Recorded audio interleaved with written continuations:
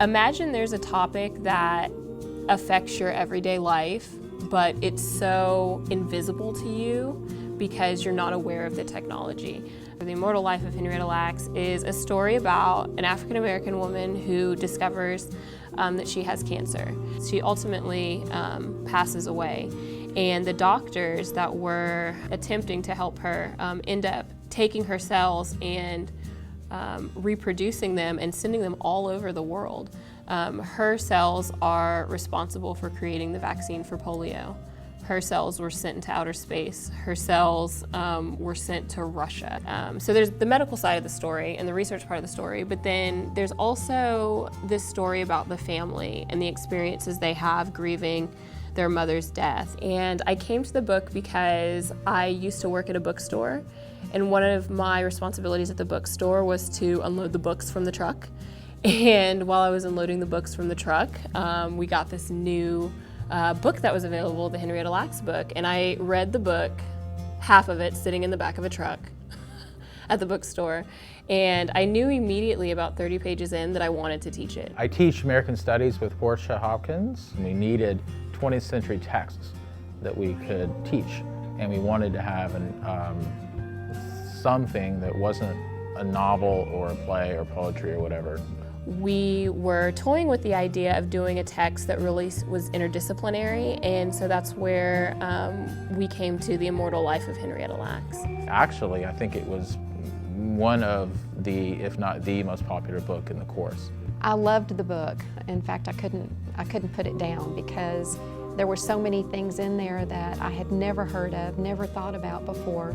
It was intimidating at first to read the book, but because it was so interesting, I actually enjoyed being able to read it. And I'm glad I did it because I was just so interested in it. I had never heard of her before.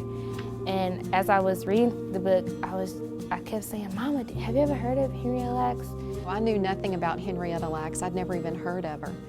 And I knew nothing about the issues that were involved in her story. The themes that she's explicitly exploring include things like bioethics issues, and medical ethics, but that is put into a larger context of race relations in America. The reader is learning about the medical issues as you're learning about the family issues, and so they dovetail very nicely so that you have an understanding and you know why the family feels the way they do and why the author is so intent on finding answers to these issues. I haven't met a student that's read it all the way through that has not liked it. For the most part, the students really identify with the book and are very much engaged with the text.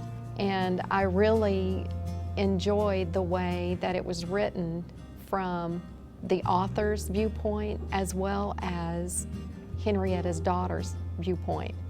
There's more to the experience than just reading it, extracting something from it, and then moving on. And that's partially because of the highly complex social and political content of the book, but also I think it's partially the structure of the book, which makes it feel like a more rich experience and something that you feel like you need to work on.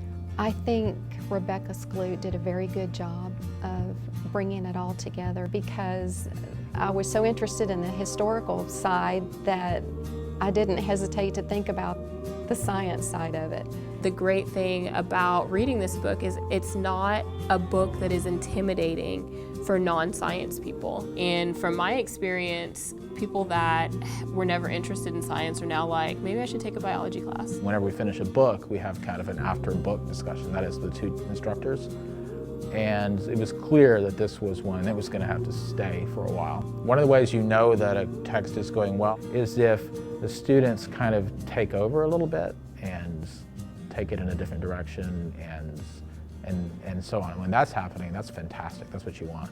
And that happened a lot in this book. By the middle of the book, they were really into it. And I would walk by them or during the class change, and I would hear them talking about it, and I saw them carrying the book around and, dog-earing the pages, and they were just really excited about the text. So actually, what I think is probably happening is that people are having pretty sophisticated, sort of critical literary critical responses to this text, and they may not know that they're doing it. They may think they're just reading it and talking about it, but actually they're doing the very thing that people like myself are trying to get students to do in classrooms. And it's happening lots of places, not just classrooms. I've already recommended it to several people because it covers so many different areas within the research and the different subject matters that it's going to hold anyone's interest, no matter what your interest, where it may lie, whether it's science or history or just a biography about an individual.